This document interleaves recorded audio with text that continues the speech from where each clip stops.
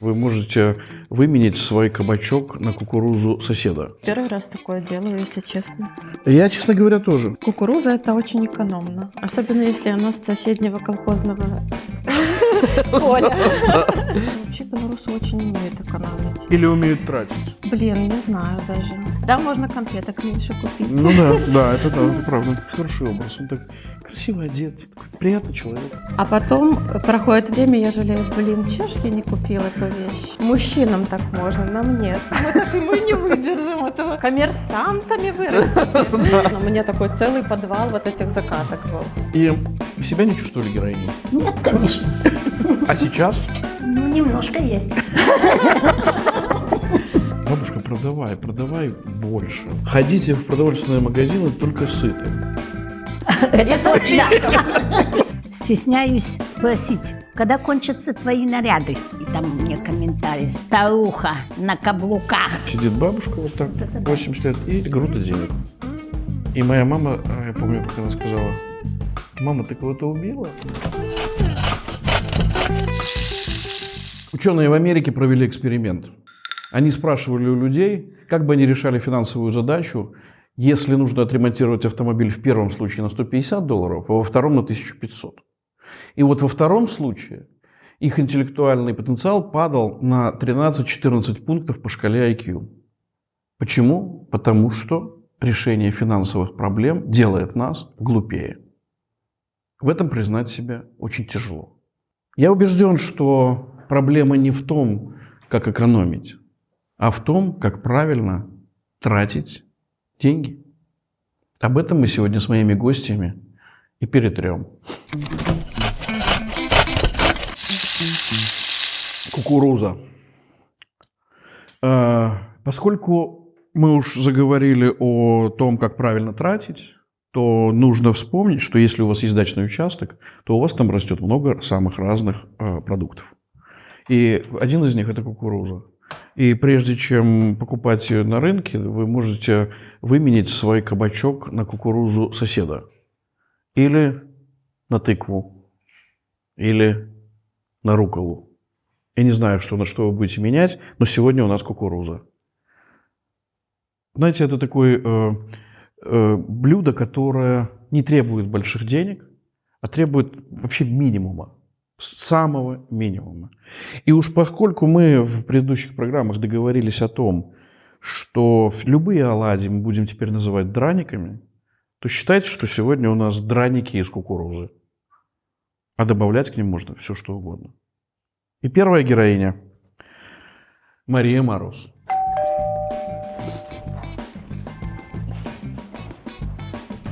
Добрый день, Мария. Давно не виделись. Да. Мы сегодня начнем с еды. Это будут кукурузные драники. Драники? Да, я решил, что если слово оладьи, оно не совсем белорусское, а слово драники – это же наш некий статус-символ. Поэтому любые оладьи мы будем теперь называть драниками. У нас уже были из тыквы драники, теперь будут и из кукурузы. А терка есть? А терка здесь не нужна. Тебе нужно взять вот этот нож. Окей. И аккуратненько срезать, пусть даже это будет сначала маленький слой срезания зерен. И не важно, что это будет сначала маленький слой, потому что можно потом еще раз пройтись по початку, чтобы срезать. Вот это нас интересует в молодой кукурузе, вот этот самые нежные зерна. Мы их потом перебьем, и у нас появится масса для создания оладий. Я первый раз такое делаю, если честно. Я, честно говоря, тоже. Да. Да, но я знаю человека, который делал, я очень уважаю его как кулинара, поэтому я думаю, что у нас все получится. Кукуруза — это очень экономно. Особенно если она с соседнего колхозного поля. Твой переезд из Беларуси. Ты в Беларуси себя чувствовала финансово успешной? Да, честно скажу, да. Было... Ты занималась бизнесом? Да, был бизнес, и много лет занимались мы с мужем бизнесом. Каким? В общем-то, разными. У нас и розничная торговля, и кейтеринг, и общественное питание в разных сферах. И в разных городах Это, Беларуси. в Гродно, нет? Нет, я жила я вообще из Полоцка родом, потом мы переехали в Минск, в Слуцке у нас были города, и в Солигорске, магазины и в Солигорске. Ну, это и по в Полоцке, да. по провинции, да? Да, Ну, да. интересно. Но, как я понимаю, там покупают то, что подешевле. А вот, кстати, нет, не Нет? скажи, нет. По-разному бывает. Везде есть люди и зажиточные, и те, которые экономят, и это нормально. Хочу сказать, что вообще белорусы очень умеют экономить, и это прям в крови. Или умеют тратить? Блин, не знаю даже. Вот это вопрос. Я вообще, для меня экономия это что-то такое депрессивное. Да, у меня то же слово, самое. да? Да, не люблю. А вот я больше за осознанное потребление, то, что вот я согласна с тобой, что у меня были такие в жизни моменты, когда начался ковид, Мгм. когда у нас трясануло, и мы думали, что будет с бизнесом, Мгм. и будет ли у нас на завтра что-то кушать. И был момент, когда мы переехали в эмиграцию, Мгм. да, когда мы начали тут снимать квартиру, хотя у нас Мгм. там недвижимость. Что тогда первое, я считаю, что нужно считать свой бюджет. Вот я вот прям, помню, переехали 3 месяца, я прям брала выписки Мгм. наших расходов, раскладывала по табличке, смотрела, здесь надо чуть-чуть урезать, здесь надо немножко. Ну, это такая прям работа, да? Ну, а что? Ну Когда да. ты не понимаешь, завтра у тебя будет что кушать или не будет. Ты еще не понимаешь, сколько ты зарабатываешь, сколько ты будешь зарабатывать. В ковид вот тоже ж такое было. Мы не знали. Скажи, на что ты тратишь больше всего? Всего больше. Ну, жилье я Ну, оставлю за жилье, кадром, да. оно всегда дороже. На всего. питание. Питание? Да, но я вот считаю, что на питании не стоит экономить, чтобы это было вот в ущерб именно. Ну, то есть Мгм. питание должен быть сбалансированный Правильное рацион, питание. да, чтобы всего хватало, чтобы были овощи, фрукты. Да, можно конфеток меньше купить. Ну да, это правда. Если говорить про, допустим, там, одежду.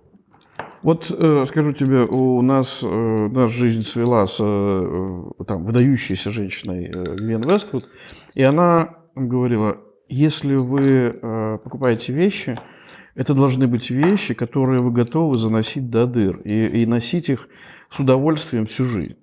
Сколько сможете, да? И это правильно. То есть, а покупать просто огромное количество мусора, который вы даже не знаете, нравится или нет, нельзя. Какая мудрая женщина. И при этом богатая, да? И при этом она говорит, что не нужно, не покупайте много одежды. Слушай, знаешь как, я на самом деле прошла разные этапы. От покупки ширпотреба, там подешевле. И сейчас вот, наверное, я сейчас считаю, что у меня такое осознанное потребление, что я считаю, что лучше там 2 Мгм. хорошие кофточки с хорошим составом, Мгм. но я их ношу. Да, на самом деле это так. И детям тоже я стараюсь вот, прививать вот эту вот любовь. А дети что? У меня 2, да. Есть девочка 6 лет и мальчик 17.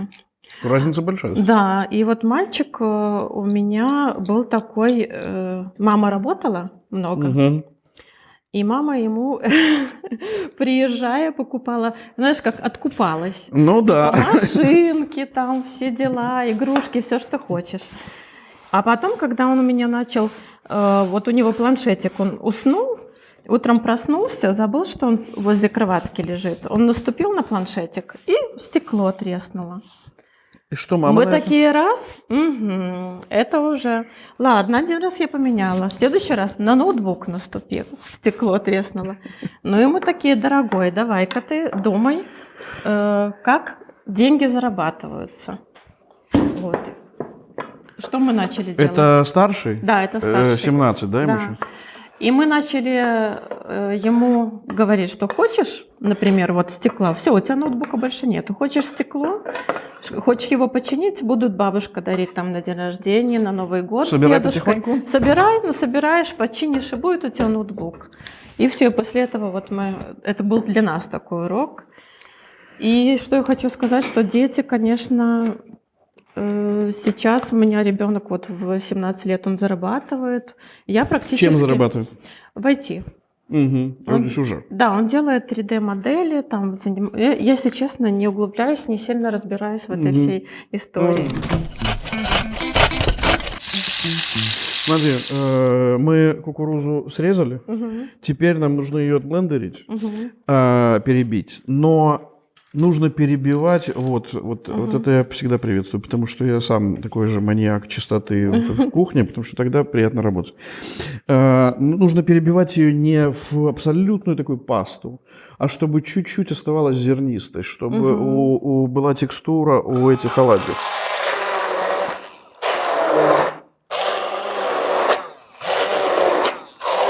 Это сложно блендером сделать, чтобы текстура осталась. Надо. Нет, просто нужно вовремя остановиться, как и при покупках. Скажи, а муж на что тратит деньги? На нас. Мы недавно играли в монополию, ему не везло, и он говорит, и получалось, что там станет на мою клеточку, отдает мне рубль, станет на дочкину клеточку. Он говорит, все как в жизни. Значит, у нас было 10 початков. Сюда мы добавляем 200 грамм муки. Тут уже отмерено, да, 200 Ну, грамм? там 300, но я так 200 отсюда заберу. По поводу покупки одежды, и вообще вещей, так, я вот... И 4 яйца. Ага. Импульсивные покупки такие стараюсь. Я так себя уже умею отлавливать на мысли, то, что так, дорогая, давай, вот это тебе понравилось, сфоткай, там пускай примерь, да, а потом пойди домой, переспи с этой мыслью, и на завтра, если ты уже там бредишь во сне этой шмоткой, то иди покупай. Хорошо, а если бы у Марии Мороз была кредитная карта, по которой нет ограничений, даже не знаешь, сколько там денег, тебе можно покупать все, что тебе заблагорассудится. Что бы изменилось в твоей жизни? Да, я думаю, ничего. Если честно, никогда не бредила большими деньгами. Но хорошо, по-другому чуть-чуть подойдем. Ты видишь платье Готье. Прям мечта любой женщины. Красивое, невероятно черное платье, которое ты понимаешь, что даже есть куда его надеть. И стоит оно там 1500-2000 евро. И деньги у тебя есть. Ты бы думала сильно о том, стоит ли тебе его покупать? Ну смотри, если бы у меня было там 3 уже платья в шкафу, то я бы точно так же поступила. Например, там переспала бы с этой мыслью. Но если конкретно это платье я знаю, куда мне одеть, то да, я бы купила. Вот что именно оно мне надо вот на этот выход. Угу. Есть, наверное, у всех белорусов, у многих такая есть история. Из-за нашей вот этой Добавим экономности, супер, да, привычки, Угу. я иногда не покупаю, не позволяю себе что-то покупать. А потом проходит время, я жалею, чё ж я не купила эту вещь. Да, а знаешь, Поэтому иногда лучше и купить. а знаешь, какая еще есть, вот интересная, за собой заметил? Когда какая-то вещь, которая тебе, невероятно полюбилась, какие-нибудь, допустим, кроссовки, или какие-то джинсы, или какая-то майка, неважно, и ты думаешь, чё 2 не купил? Я когда увидел, давно уже, конечно, это стало все понятно, со Стивом Джобсом и с Цукербергом, да, они же в одной и той же Да, в одной одежде и той все. же. И я посмотрел шкаф, да, вот ты представляешь, ты открываешь шкаф, а там такие черных одинаковых маек висит там 20. И одинаковых джинсов еще 20. Мужчинам так можно, нам нет. Мы не выдержим этого. Я даже не знаю, существует ли какая-то такая женщина. Хотя понимаю, что и майки там не дешевые, и джинсы там хорошие, потому что я понимаю, что ведь они, видимо, покупали... Видимо, они согласились это носить всегда, потому что тактильно это очень какие-то хорошие вещи. Да? То есть, допускаю, что это так. Не просто же так выбрал. Вот будет смолевическая майка, вот ее буду носить. Да? Смолевическую особенно. Да.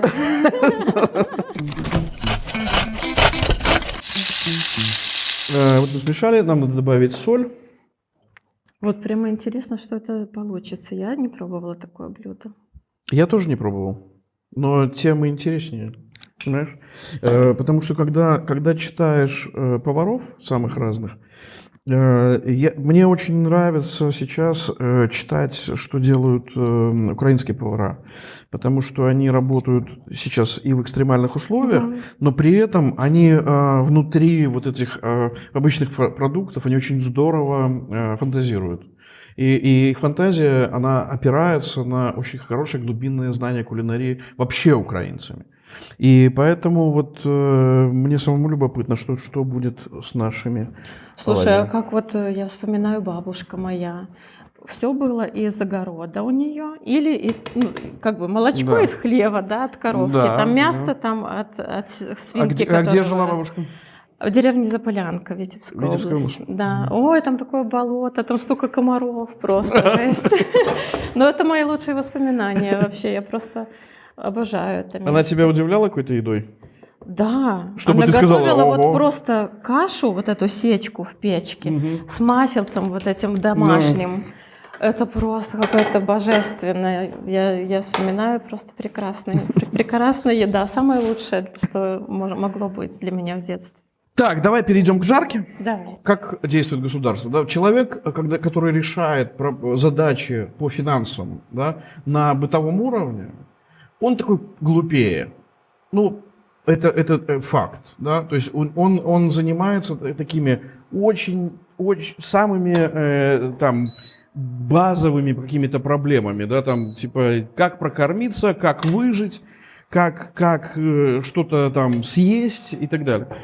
Но получается, что человек такой, он государству, получается, выгоден, ну, потому что он как бы не очень-то и прихотлив. То есть он занимается, там, ищет где ему... Конечно, человеку надо выжить, накормить своих детей, свою семью, поэтому там надо отработать, а после работы еще там, наверное, дачу посадить, чтобы было Да. овощи, фрукты и так далее. Думать потом, что не так происходит, нету времени у этого человека.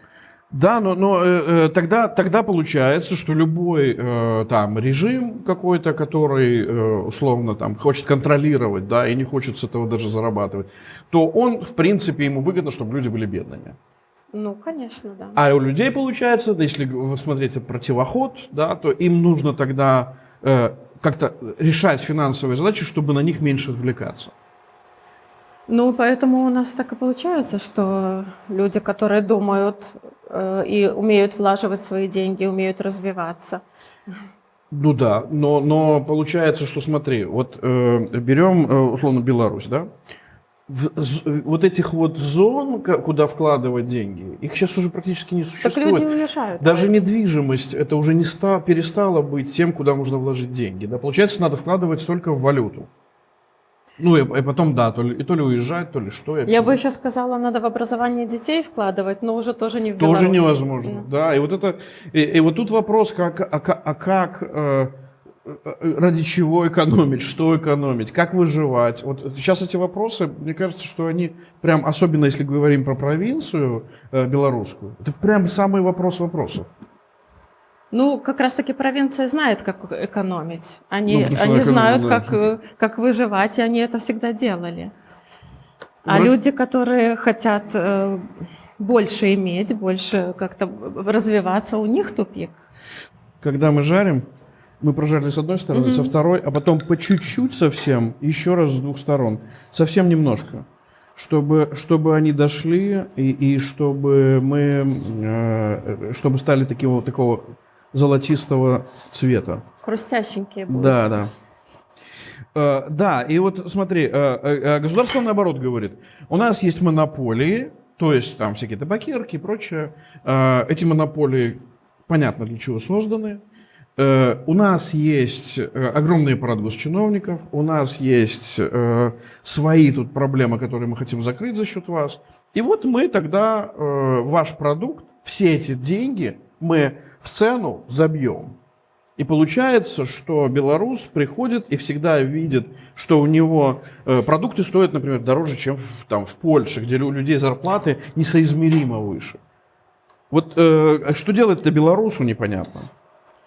Ой, мне кажется, белорусы уже давно привыкли к этому. Мы же уже в этом сколько живем-то? Ну да, И это же вот история, когда ребенок вырастает, ты отдаешь вещи подружке, которая, да, да. у которой ребенок чуть А помладше. у тебя, видишь как, у тебя я разнополый, еще и промежуток большой. У тебя не получилось. Нет, у меня получается. Мы с подружками меняемся. С подружками, но Да. внутри семьи не получилось. Ну, внутри семьи нет, но вот, кстати, можно внутри семьи, можно с подружками меняться вещами.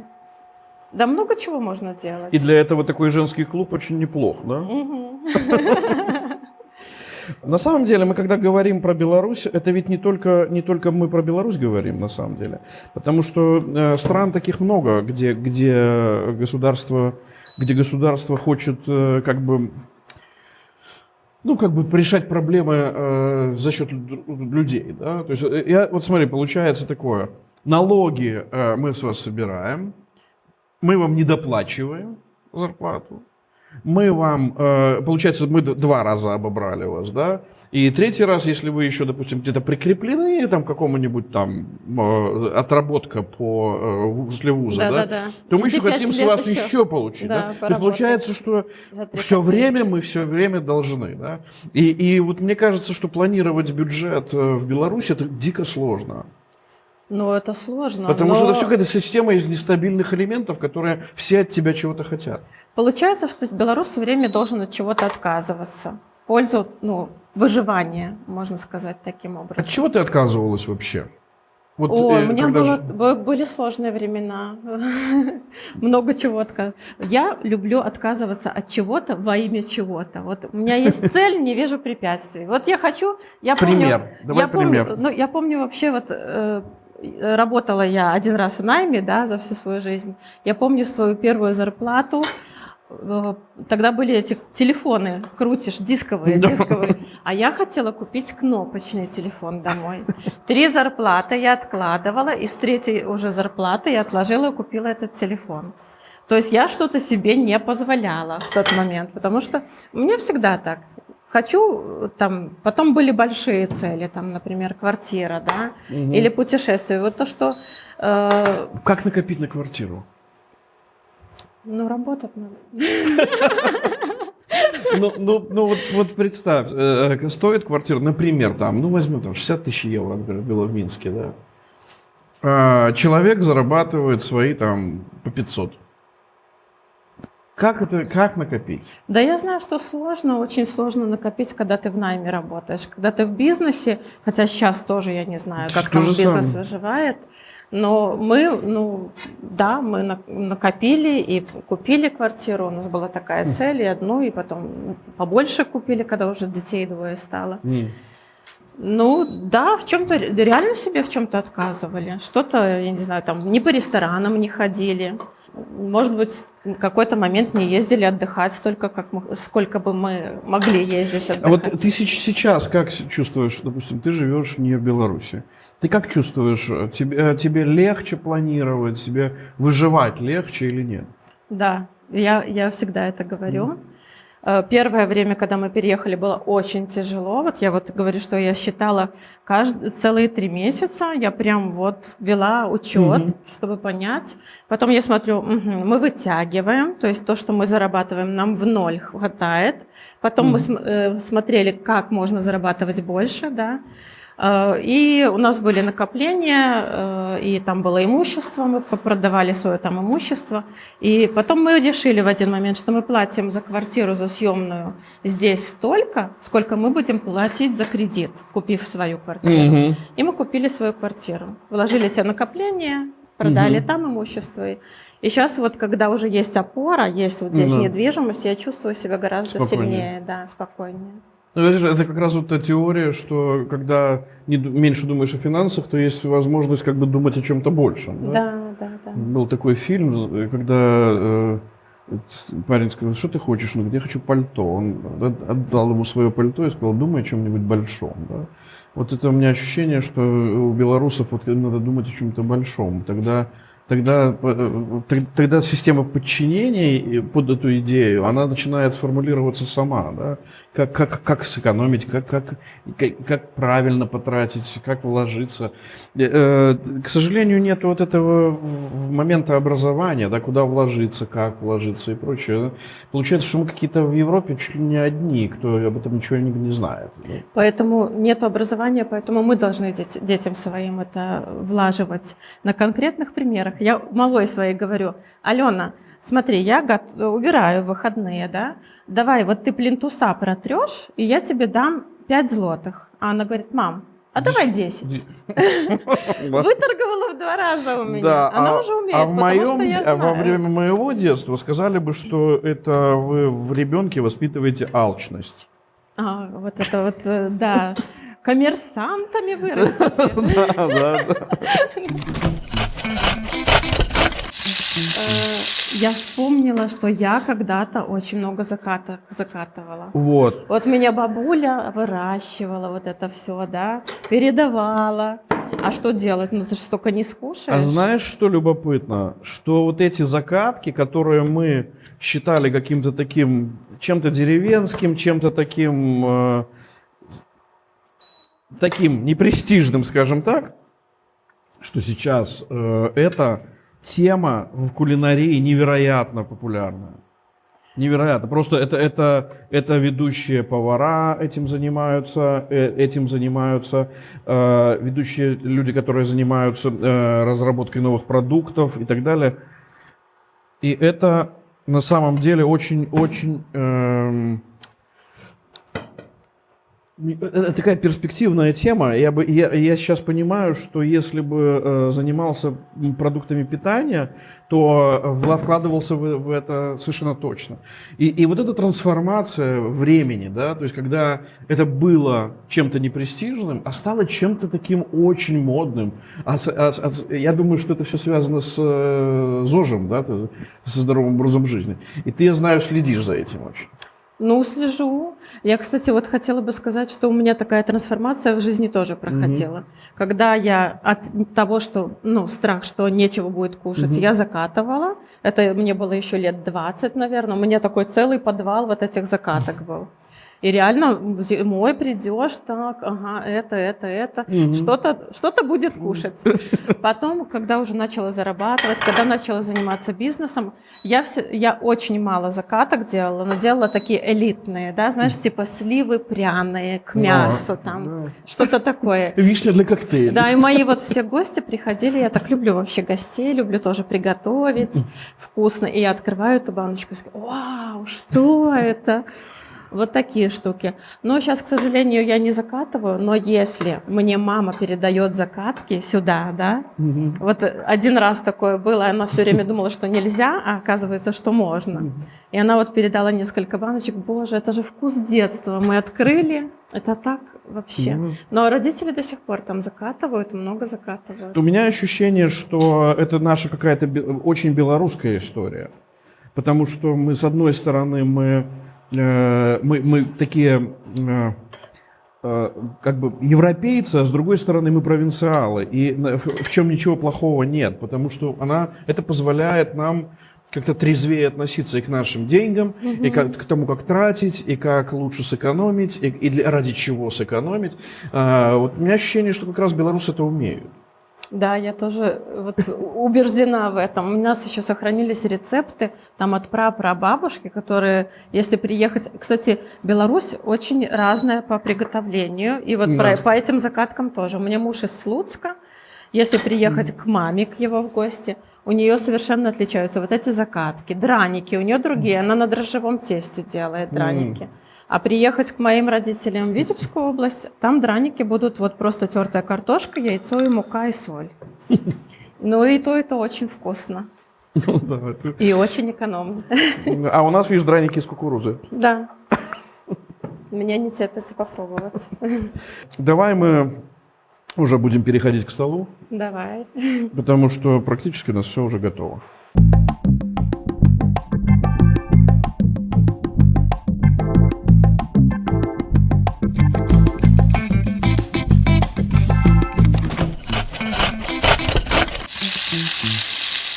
тобой приготовили, и у нас свободное место, которое займет еще одна гостья.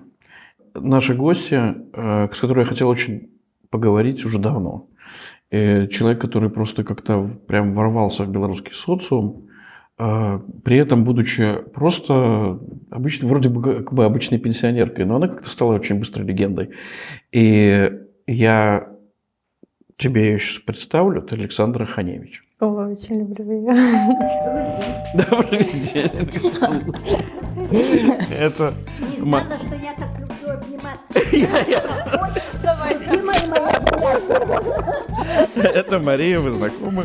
Александра, это, знакомьтесь, это драники из кукурузы. Драники из кукурузы не смущает? Нет, не смущают. Я по виду вижу, какие они красивые. Давайте угощаться и будем есть и разговаривать. Я уже не Да? могу. Я уже, когда жарились они, я уже не могла Уже терпеть. кто-то успел попробовать и доложили мне. Где-то потихоньку сказал. «Ау». Знаете, чем они хороши, что их можно есть в абсолютно разные. У нас есть гуакамоле, который загодя приготовлен. У нас есть, допустим, лосось, не мы его ловили, и не мы его солили. Есть сметана. И вот эти драники хороши тем, что их можно есть с чем угодно. Даже в сладком варианте. То есть, в отличие от Неэкономно картофеля. это как-то. Вот мы Да. со сметанкой. Да. Да. Начнем со сметаны. Да, это самый экономный вариант. Мы начинаем. Сколько у вас была пенсия? Пенсия у меня, ну, я 3 года тому назад уже не помню какая, но немножко же добавляют. Ну, теперь у меня около 800.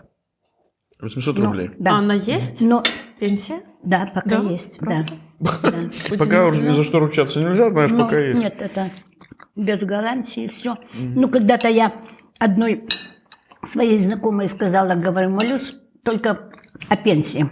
Я без 2 недель, непрерывный стаж у меня 40 лет. Не считая, что я еще в детстве всегда работала на каникулах. Вот. И после того, как ушла на пенсию, тоже работала. Ну, уже оно не всчитывается. Вот, но Вот вы когда жили в Беларуси, вы... Какая у вас семья? муж, я последнее время Сейчас двое. вдвоем. Да, но еще у сына были проблемы со здоровьем, и он свою квартиру сдал и жил с нами, потому что у нас 3-комнатная квартира была. И вы... У вас пенсия, у мужа Зарплата, зарплата. да. Какая, если не секрет? Теперь неплохая. Теперь буквально он в 2020 перешел на новую работу на молочный мир, и там зарплата неплохая. 1000 имеет. Вот. А до этого на комбинате стройматериалов там меньше моей пенсии О. имел. Ну, что вам хватало? Ну, на жизнь хватало, на бензин, на машину. Не Ну, хватало. вот вы ощущали, что вам нужно все время экономить? Что Ну, это... конечно. На чем больше всего экономили? Ну, на чем? Хочу сказать, что и на еде где-то, ну, была у меня дача. Поэтому Закатки? там красную рыбу не ела так, как теперь. Да, вот он, кстати. Ну, по праздникам бывало. Ну, хорошо, по празднику. А что, на чем экономили больше всего? Ну, отчасти на еде. Здоровье. Ну, здоровье. Положите. По таблеткам. Ну, не экономила, не хочу сказать, потому как я почти каждый год бывала в санатории. У нас предприятие наше, неплохой санаторий, хорошие врачи, ничего не могу сказать насчет этого. Когда я когда-то сказала своему председателю, который надо мной был, Октябрьского района, что тебе не хватает? У тебя есть дача, у тебя есть квартира, у тебя есть автомобиль. Я говорю, ну, автомобиль у меня благодаря моей маме она была в концлагере. В двух. В Освенциме и Бухенвальде. И последние выплаты получила я, потому что мама уже не жила. Вот. И за это купила автомобиль. Я всегда получала неплохую зарплату, но автомобиль я за нее не купила бы. Да. А ездили куда-нибудь отдыхать? Ну вот за границу? Не отдыхать, только туристически. Мне отдых, я всегда говорила даже сыну, мне не надо, даже мы ехали, когда в прошлом году с ним в Израиль летели, я говорю, Саша, мне надо вокруг этого, а там мне не нужно, чтобы у меня была комната, там апартаменты какие-то, я могу под лестницей только на удобной матрасе. Все. А я больше люблю посмотреть, отдохнуть уже в своем санатории. Но вы готовы были, допустим, экономить ради поездки, ну, например, в тот же Израиль? Да, конечно. Когда я первый раз ехала, у меня не было даже денег, вот, ну, в паломническую поездку. Я одолжила. А не жалеете, что пришлось от чего-то отказываться ценой там поездки? Нет, не жалею. Я помню, я когда-то, не помню, может, 23 года мне было, я так хотела вот в северную часть Европы, в Финляндию вот, съездить. И что я придумала? Я придумала летом во время отпуска поехать туда на заработки на Чернику. Да, и я посмотрела, мы проехали до Швеции, вот до самого севера Финляндии. По-моему, белорусам очень нужно смотреть мир.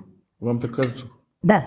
Белорусы, да, которые вынуждены от чего-то отказываться. Ради чего-то.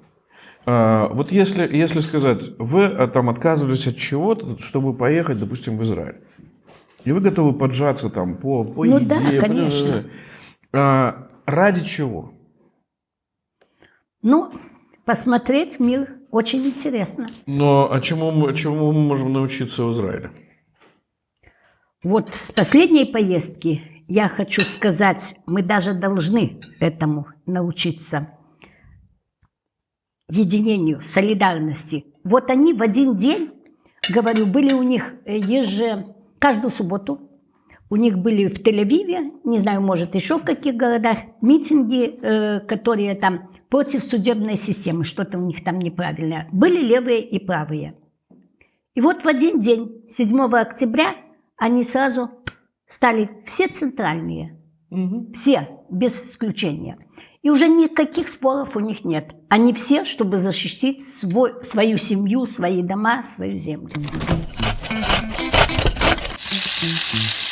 Ты отказывалась от чего-то ради впечатлений? Постоянно, да. Живя в Беларуси постоянно. Ну, слушайте, поехать надо визу сделать, большие расходы, оплатить там перелет или переезд, да, там где-то надо постоянно останавливаться ночевать, тоже это все дорого. И приходилось отказываться, но когда я возвращалась в Беларусь, вот именно отсюда я привозила бизнес-идеи какие-то. У нас мы поедем, мы вот ездим и смотрим, а здесь вот так, а здесь такие пекарни, а здесь вот такие островки в магазинах, да? То есть отказалась от чего-то, а потом компенсировала тем, что я вложила в бизнес, вместе с мужем открыли вот то, что мы увидели здесь, в Европе. Таким образом у нас. Вопрос всегда в том, что привозя эти впечатления и желание это сделать, мы сталкиваемся с бездарным управлением. Да? То есть оно не соответствует нашим желаниям. То есть получается, что там система бухучета чудовищно сложная, госаппарат огромный, монополия государственная не дает развиваться и так далее, и так далее. И что тогда получается? Получается, что мы не можем реализовываться, мы недополучаем денег, мы все время живем тем, чтобы найти какие-то средства к существованию. Ну, такой алгоритм, да, в Беларуси. Такой, к сожалению. Да, к сожалению, такой. Поэтому нам нужно просто изменить систему управления. То есть, Вот я прикидывал всегда, думаю, вот если бы я был... Я никогда не буду президентом, и не было этого желания, но думаю, если бы я был президентом, я бы говорил, бабушка продает цветы на улице. Бабушка, продавай больше, да? Давай ты, бабушка, будешь продавать столько, А что бабушек ты гоняют. с нас снимешь эту нагрузку, да, финансовую. Если точно так же со всеми другими. Работайте все, делайте вы что хотите. Вы только платите налоги. Вот за налоги, да, согласен, самое жесткое наказание. А остальное, да пусть оно все, нас будет больше денег. Но так не работает, да, почему-то. Ну, не работает. А так прекрасная бизнес-модель для Александра. Печет хлебушек умеет, она и мне спечет, я у нее Да, куплю. да, Да? Она да. налог заплатит государству. Почему Да. нет? У меня еще в молодости, ну там нам окончили школу, у меня была подруга, у которой тоже мы не жили богато, не могли, потому что без отца, а 3 детей у них, там они немножко побогаче были, но все равно. И мы пошли сразу работать. И вот купили даже одинаковые материал, тогда шили вот на блузки. У нее было розовое, а у меня серое. У нее костюмчик был серенький, а у меня темно-синий. У ее юбка в складочку, а у меня с веером. И мы вот этим менялись потом. И мы ходили на танцы 3 раза, 4 даже, все в новом. Тут верх такой, этот такой, но и все с нас тоже смеялись. Теперь вспомнить, но это было. Александра, а вот интересно, здесь я вижу бабушек, пенсионерок, они же разодетые, красивые, Да. на каблучках, вот в кожаной обуви, с кожаными сумочками. Вы это тоже замечаете? Вы здесь тоже можете себе позволить? Естественно, замечаю. И было, я ношу тоже на каблуках еще. И тоже было у меня где-то там с латушкой, по-моему, навстречу, и иду, и там мне комментарий: старуха на каблуках.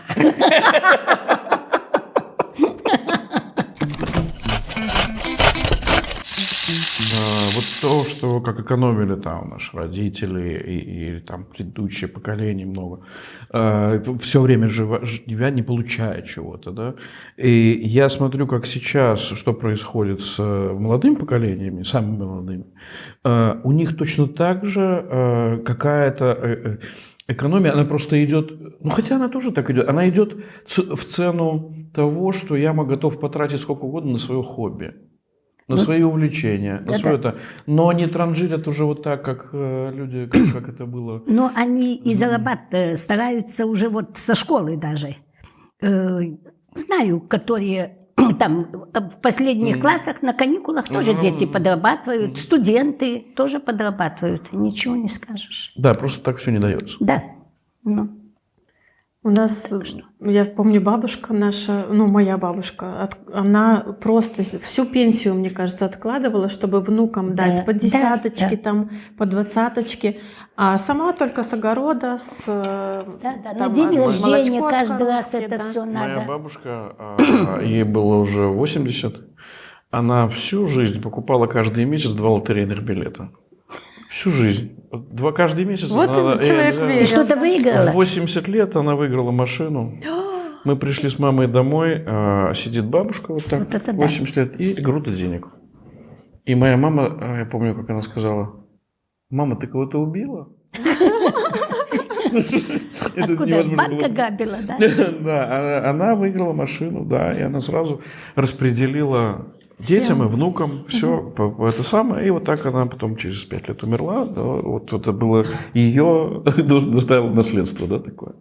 Вот интересно, вот эти деньги, которые она распределила, кому-то пошли вот на развитие, ну, потому что знаешь, обычно, когда так оно приходит, оно знаешь, как-то вот раз сквозь пальцы. это был такой уже конец совка, и я помню, что у всех было такое количество незакрытых проблем финансовых, что все так придумали быстро. Нашли, куда их делать. И это всегда. Да. И я не помню периода. Я начал работать, первая моя работа в 16 лет. Я там в овощном магазине там разгружал овощи. И так далее. Да, то есть я вообще не было такого, чтобы я не работал. И я помню, что не было такого периода, чтобы вдруг ты получаешь какую-то сумму и такой: Блин, а на что бы мне такое потратить? Мгм. Уже Никогда знал, не что. было, ну не бывает вообще. Потому что ты знаешь, что елки, это надо там. Сейчас потом еще начинаются дети, а потом еще какие-то там, вот если говорить там про там, войну, про пандемию, про переезды, про иммиграцию, про это, там вообще денег нужно невероятное количество. Тут уже думаешь, как так сложить, чтобы этого хватило, разнеслось. Да. Ну, мне кажется, что вот в этом... что у вас есть один компонент, который позволяет как-то правильно, экономя, не страдать и конвертировать это все в какие-то важные для себя вещи. Это ваш оптимизм. Где-то да. Где-то, по-моему, чувствуется, да? Да, Прям, Я, прям. я как говорю, теперь даже, ну, там уже немножко как бы имею на такой черный день, но планы надолго не строю. И так, не жалею, например, что там увидела, куплю, что захочу. А куда хотите, в какую страну поехать? Какую? В какую страну хотите поехать? Беларусь свободную. А я не могу не согласиться с моими прекрасными собеседницами, с которыми мы ели кукурузные оладьи. Точнее говоря, кукурузные драники. Спасибо, что были со мной. Спасибо вам. Рецептик.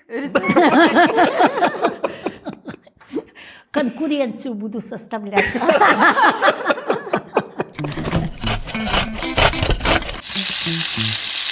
В 2008 году мир погрузился в чудовищный экономический кризис.